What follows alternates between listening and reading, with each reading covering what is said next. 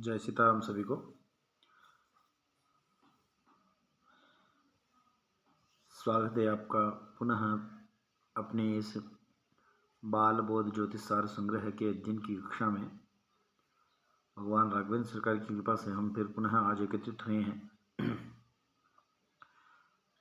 और हम जो विषय पढ़ रहे हैं प्रारंभिक ज्योतिष या मुहूर्त पूर्ण इत्यादि का ज्ञान बाल बोध ज्योतिष सार संग्रह को माध्यम बना करके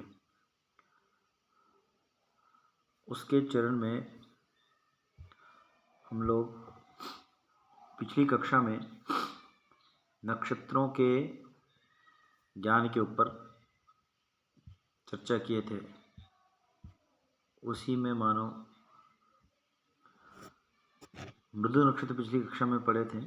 मृदु नक्षत्र से आगे लघु, तीक्ष्ण और चर, ध्रुवस्थित इत्यादि नक्षत्रों की संज्ञा, मिश्र नक्षत्रों की संज्ञा हमने देखी।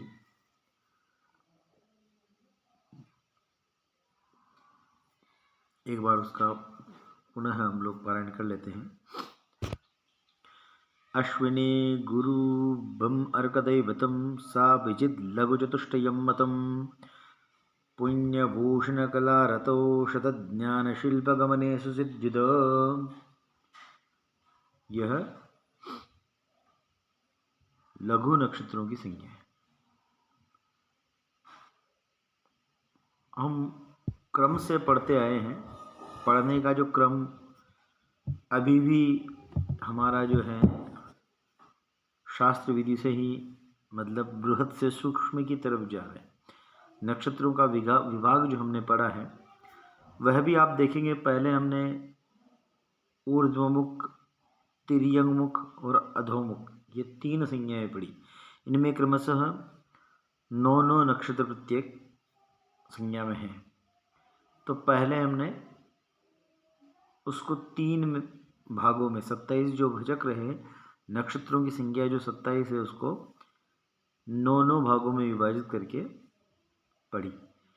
फिर उनको 4-4, 5-4-5 की संख्या में विभाजित करके फिर ये मृदु नक्षत्र, लघु नक्षत्र, ध्रुवस्थिर नक्षत्र, तीक्ष्ण, चर इत्यादि मिश्र, यह हमने पढ़े।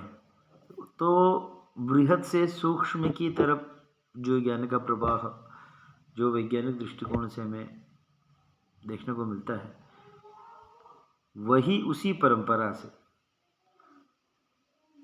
हमारी जो सनातन व्यवस्था है वह हर एक क्रम में बृहद से सूक्ष्म की तरफ। इसीलिए हम लोग पौरोहित्य कर्म में भी हम पूजन को, मूर्ति पूजा को मानते हैं और धीरे धीरे धीरे धीरे बृहद से मूर्ति पूजा से सूक्ष्म की तरफ, साकार से निराकार की तरफ हम लोग चलते हैं। साकार स्वरूप को पूजते हुए धीरे धीरे निराकार ब्रह्म की ज्ञान प्राप्ति तक हम लोग क्रम से चलते हैं।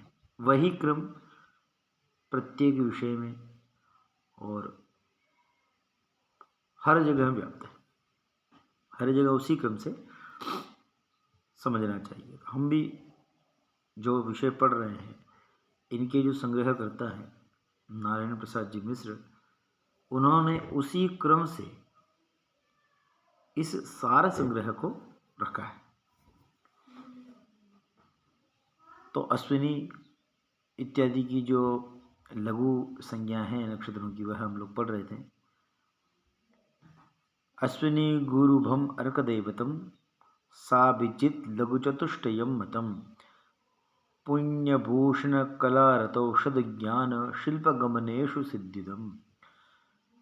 अश्विनी, पुष्य, हस्त, अभिजित, ये 4 नक्षत्र लघु संज्ञक हैं। इनमें दुकान खोलना, आभूषण धारण करना और क्रीड़ा करना, औषधि बनाना, कारीगर का काम करना है, कारीगर का कोई भी शिल्प कर्म करना और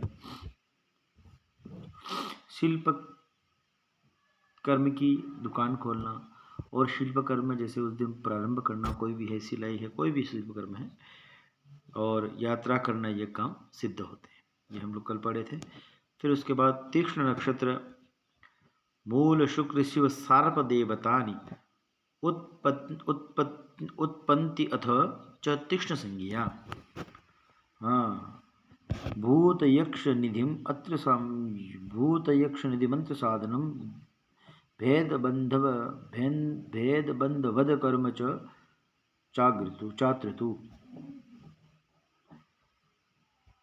मूल, ज्येष्ठा, शिव सार्प देवतानि और आर्द्रा और आश्लेषा इन नक्षत्रों की तीक्ष्ण संज्ञा है।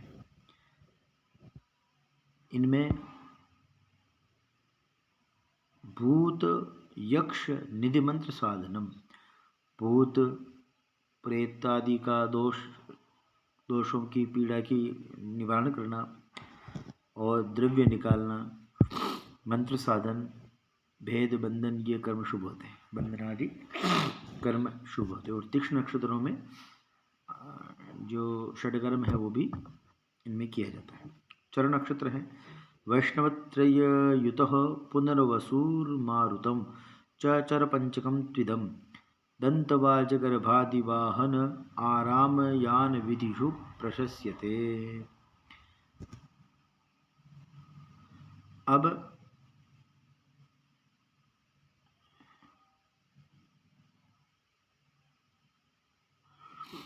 श्रवण, धनिष्ठा, शतभिषा, पुनर्वसु, स्वाति, ये 5 नक्षत्र जो है वो चर संज्ञक है। इनमें हाथी, घोड़ा, चलायमान जो चीज़ें सारी है, अनेक प्रकार के वाहन रखना, खरीदना, बाग में जाना, पालकी, रथ आदि की सवारी, गाड़ी, मोटर गाड़ी, सारा सब कुछ सवारी करना।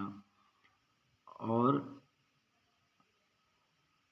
ये जो चर कर्म है इनमें यह नक्षत्र शुभ होने गए। उग्र नक्षत्र पूर्विका तृतीयम आंतकम मगा अति उग्र पंचकमिदम जगुर्बुधाः, यानी कि पूर्विका तृतीयम, तीनों पूर्वा, आंतकम और मगा, यानी तीनों पूर्वा और भरणी और मगा, ये 5 नक्षत्र जो है ये उग्र संज्ञक कहे गए हैं। यह उग्र संज्ञक कहे गए हैं। इनके कर्म हैं षटता करना, नाश, विषघात, बंधन, उत्साह, शस्त्र चलाना, जलाना आदि कर्म करना चाहिए। यह इनमें शुभ माने गए। ठीक है। फिर मिश्र नक्षत्र, इनके ऊपर हम लोग विस्तार से पिछली कक्षा में चर्चा कर चुके हैं। मिश्र नक्षत्र तक हव्यवाहवयुतम द्विदैवतम मिश्र संज्ञम अथ मिश्र कर्मसु स्वाविज्ञान समकर्म साधनम कीर्तितानि सकलानि सूरिभिः। यह जो क्रम है वह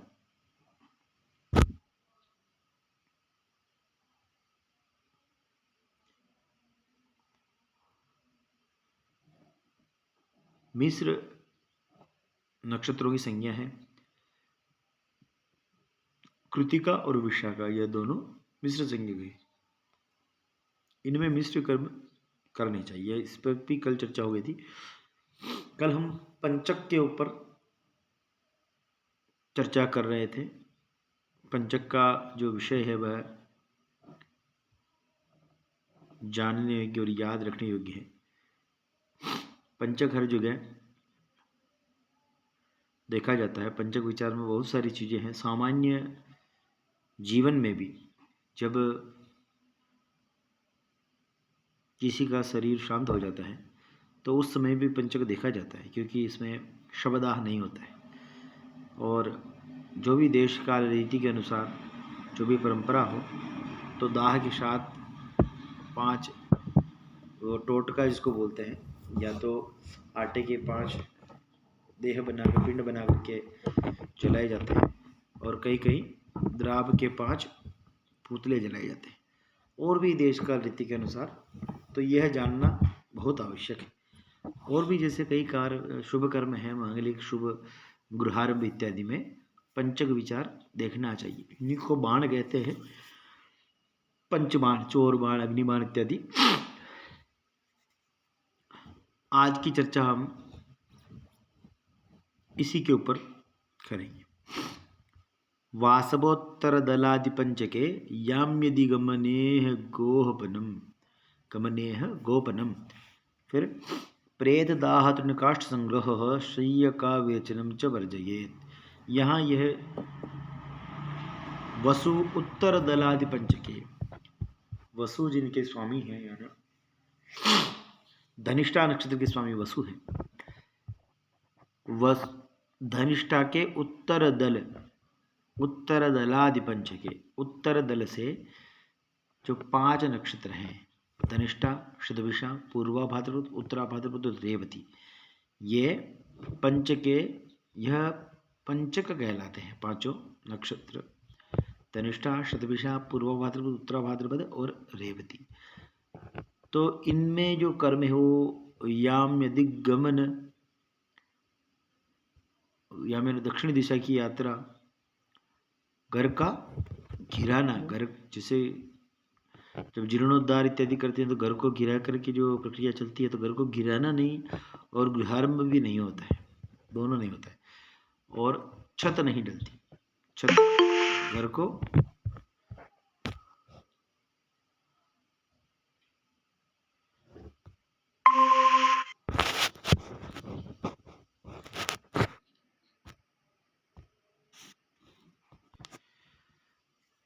नई छत नहीं डालते, यानी कि गृहारंभ नहीं होता है पंचकों में, और छत इत्यादि का भी नहीं डालते हैं, और दक्षिण गमन की यात्रा नहीं होती, और गृहारंभ इत्यादि बहुत सारे कर्म हैं जो आज हम लोग पढ़ेंगे। इसी के ऊपर विशेष चर्चा है, जो आपको हिंदी दोहे के रूप में मैं प्रयास करूंगा कि आप लोग पढ़ें। और जो ये पंचक है, यह अपने गांवों की परंपरा में जो 5 पंचक हैं, 5 नक्षत्र हैं, इनका अलग अलग फल है, अलग अलग नाम है।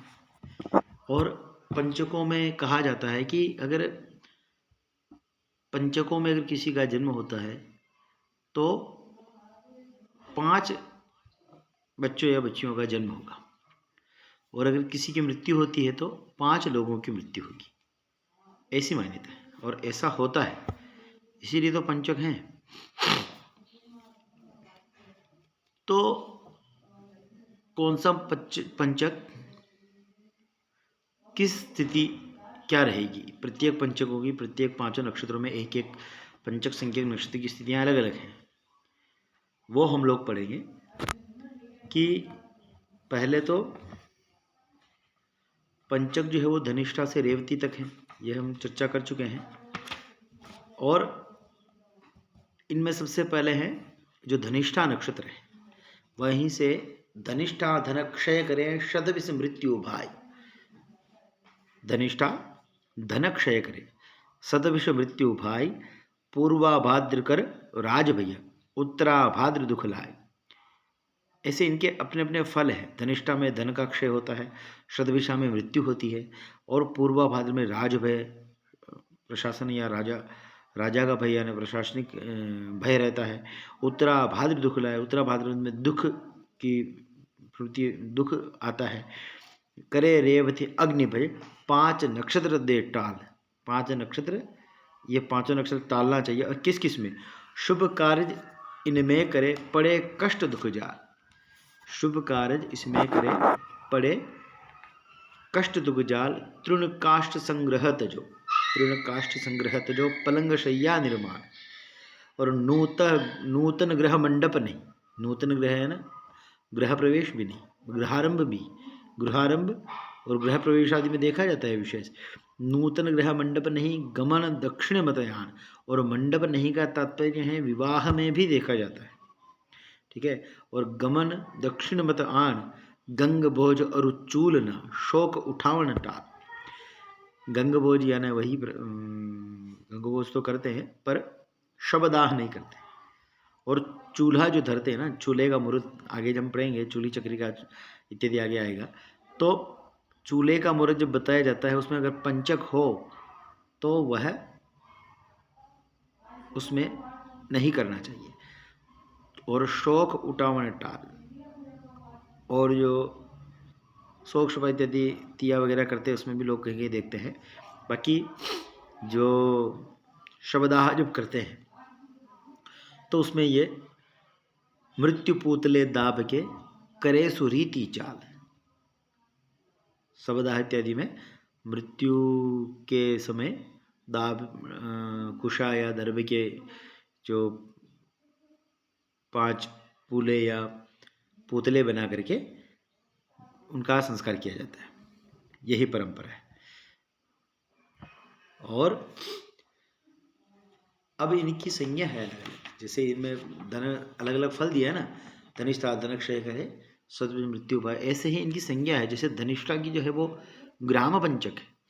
धनिष्ठा में अगर कोई किसी के यहाँ बच्चे का जन्म होता है या किसी की मृत्यु होती है तो उस ग्राम में 5 बच्चों का जन्म हुआ तो जन्म होगा, मृत्यु हुई तो मृत्यु होगी, ऐसी मान्यता है। भाई कहाँ होगा, तो यह है धनिष्ठा में अगर किसी की मृत्यु होती है तो उस गांव के अंदर, यह ग्राम पंचक है, तो ग्राम के अंदर 5 लोगों की मृत्यु होगी। और अगर उसमें कोई किसी बच्चे का जन्म हुआ है तो उस गांव में 5 बच्चे, लड़की हो तो लड़कियां ही होगी और लड़का हो तो लड़का ही होगा, ऐसा भी विचार करना चाहिए। और शतभिषा, शतभिषा जो है वो कुल पंचक है। कुल पंचक है, अगर इसी में किसी शतभिषा नक्षत्र में किसी का जन्म होता है तो उस कुल में, जिस कुल में बच्चा जन्मा है उस कुल में 5 बच्चों का जन्म होगा। और अगर किसी की मृत्यु होती है तो कुल में 5 लोगों की मृत्यु होगी, ऐसा विचार करना चाहिए।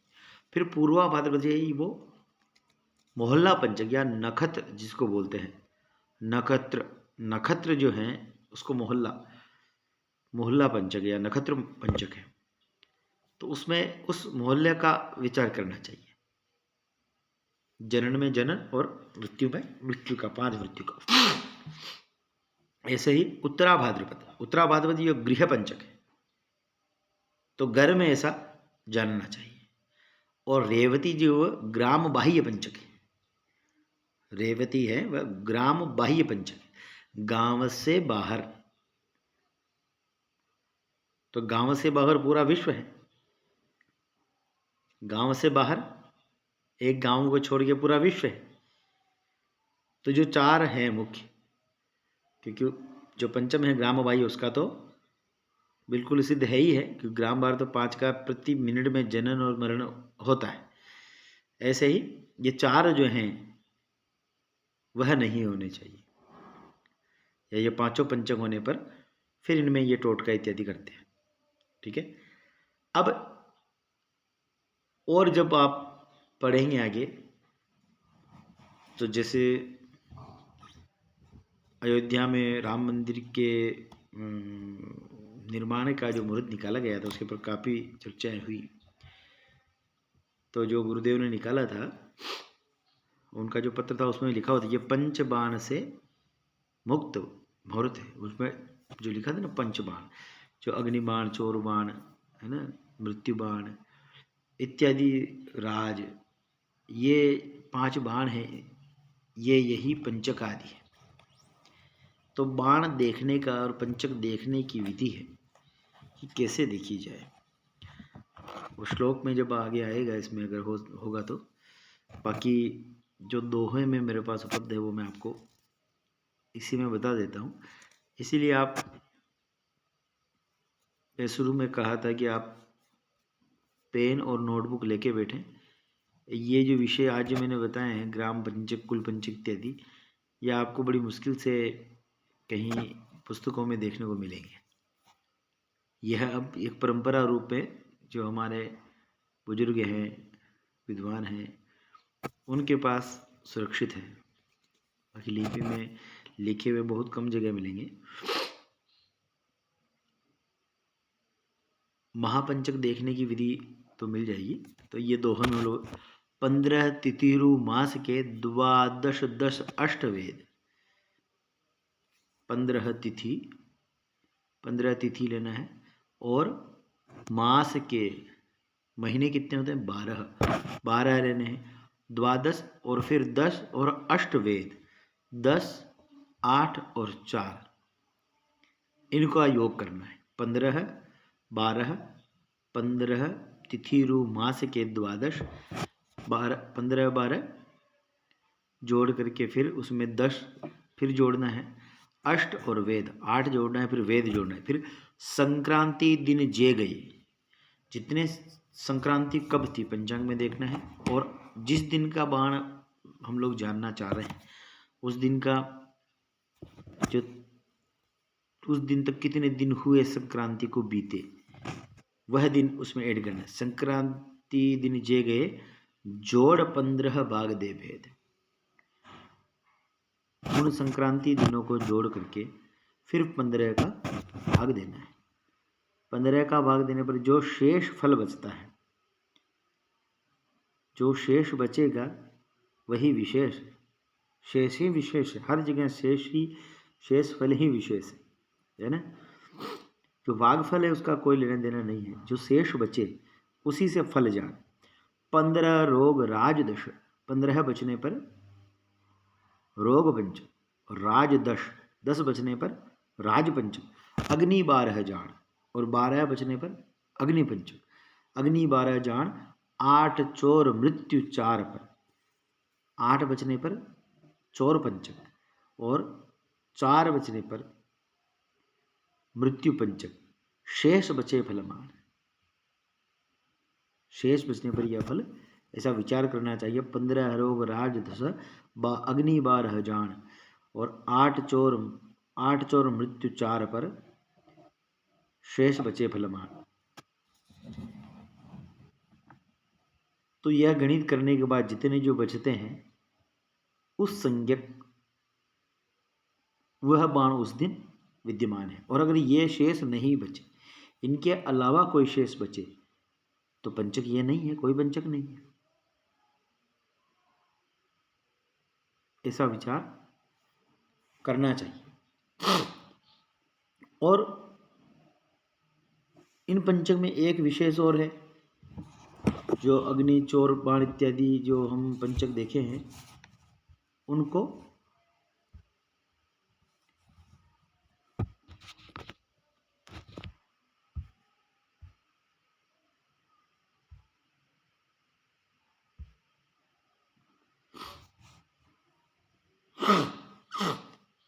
तबीयत थोड़ी आज खराब है। कब कब टालना चाहिए, किस परिस्थिति में, विशेष परिस्थितियां हैं जिनमें इनको टालना चाहिए।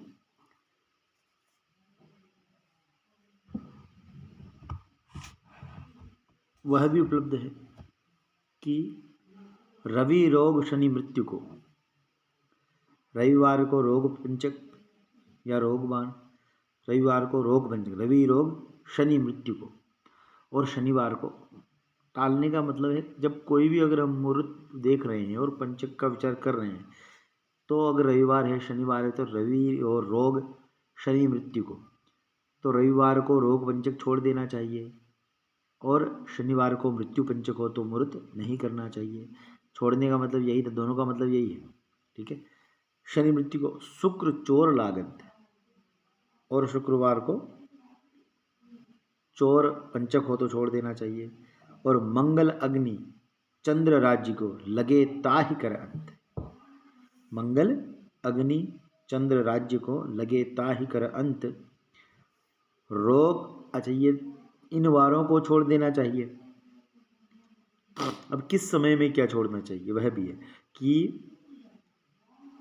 रोग चोर निशि को अशुभ, रोग चोर निशि को अशुभ, रोग और चोर संज्ञक पंचक जो है वो रात्रि को, अगर रात्रि में विवाह आदि कर्म होते हैं उनमें छोड़ देना चाहिए। रोग चोर निशि को अशुभ तजो गणित फल देख, और अग्निराज दिन को तजो, अग्नि और राज दिन को तजो, ज्योतिष कह यह, ज्योतिष कह यह देख, ज्योतिष शास्त्र यह कहता है, देख करके यह विचार करना चाहिए। रोग चोर निशि को अशुभ तजो गणित फल देख, अग्निराज दिन को तजो, ज्योतिष कह यह देख। और प्रातः सायं संध्या समय, प्रातः सायं संध्या समय त्याग मृत्यु भयराश, और दोनों संध्या में, अच्छा 2 रात्रि को निषेध है, 2 दिवस को निषेध है, बचा एक, और वह मृत्यु, तो दोनों समय संध्या, दोनों संध्या प्रातः संध्या और सायं संध्या दोनों संध्या में मृत्यु भयराश, मृत्यु को छोड़ देना चाहिए। समय देख महापंचक फल, समय देख महापंचक फल, ज्योतिष कहत विकास है। और शुभ कार्य निर्माण में, शुभ कार्य निर्माण में भवन विवाह विचार, समय शोध शुद्ध योग लगे, पंचक कर परिहार। इन पंचकों का परिहार करके शुभ कर्म करना चाहिए। इसीलिए कल इन सब इतना विषय, जो पंचक का जो विषय है वह इतना बड़ा है, इसीलिए इसके लिए कल यह पूरा नहीं हो सकता था।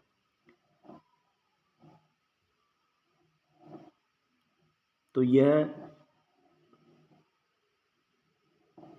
जो विशेष हैं, यह तो आपको याद रखने वाली बात है कि कौन सा पंचक किस नक्षत्र का है। ग्राम पंचक, कुल पंचक, नक्षत्र, मोहल्ला पंचक, गृह पंचक और ग्राम बाह्य पंचक, यह याद रखना है। यह क्रम से है। धनिष्ठा, शतभिषा, पूर्व भद्र, उत्तर भद्र, रेवती। और 15 तिथिरु मास के 10 अष्टवेद, संक्रांति दिन जे गए जोड़ 15 भाग दे भेद। यह जो गणित है वह चौरादि जो हम लोग पढ़ रहे हैं, रोगादि, रोग राज अग्नि और चोर और मृत्यु, यह पंचक हैं। तो इन पंचकों का जानना कि किस स्थिति में कौन सा पंचक होगा, चोर, राज, अग्नि, मृत्यु, ये सारे जितने 5 पंचक है, ये पंचक कौन सा पंचक उस दिन है, यह जानने की विधि, यह क्रम है। यह जानने के बाद उनको प्रत्येक वारों में निषेध कहा है कि विषय अगर आपको अनिवार्यता करना ही है कोई अगर शुभ कर्म, तो रवि रोग शनि मृत्यु को, रवि रोग शनि मृत्यु को, शुक्र चोर लागंत और मंगल अग्नि चंद्र राज्य को लगे ताहि करंत। यह इन वारों में इन संज्ञक पंचकों का त्याग देना चाहिए।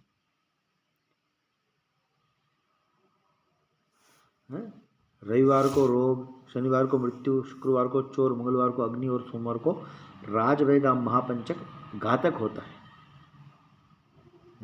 रोग और चोर रात्रि काल में त्याग देना चाहिए और अग्नि और राजभय दिन में त्याग देना चाहिए। और प्रातः संध्या और सायं संध्या में दोनों काल की संध्या में मृत्यु पंचक का त्याग करना ही चाहिए।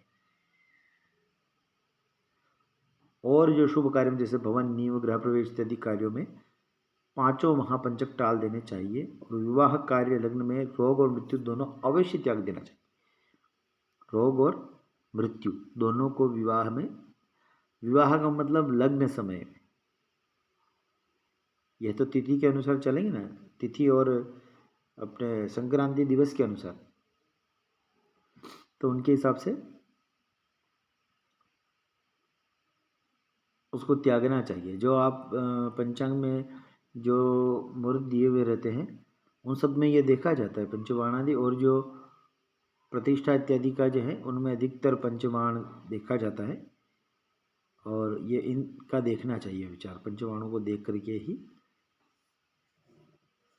नींव जो हम लोग गृहारंभ का जो मुहूर्त देते हैं उसमें इनका विचार अवश्य करते हैं।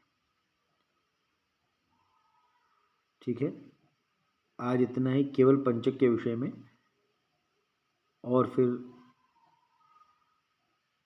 कल आगे की कक्षा में पढ़ेंगे। सबको सीताराम, जय सीताराम, बहुत बहुत धन्यवाद सभी का। शुभ रात्रि।